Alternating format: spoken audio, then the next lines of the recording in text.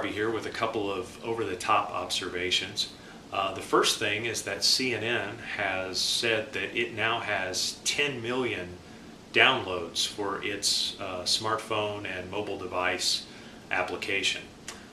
That is remarkable. Not only is it remarkable that 10 million, possibly 10 million people want to keep some sort of contact with CNN even when they're not in front of the television.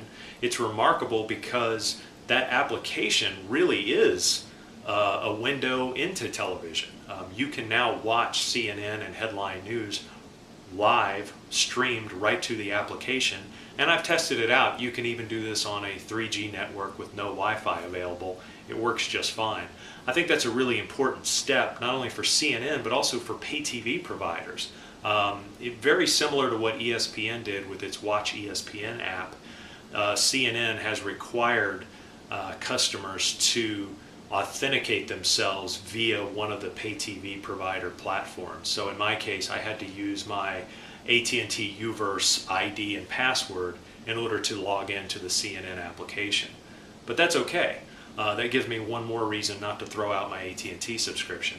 Speaking of AT&T, they have announced that their UVerse mobile app has now crossed the threshold of being available on 20 different smartphone devices, and they've got devices in 4 of the major smartphone operating systems. So AT&T is really making a push to get its smartphone application to more customers. They've also lowered the tier that you have to subscribe to on the UVerse system in order to enjoy the content on a mobile device. One of the things I like about AT&T's smartphone application is that you can download the content directly to your device. That's very important, especially if you're on public transit or taking a flight somewhere. You might not be connected to Wi-Fi all the time, but you can still enjoy the content right there on the device.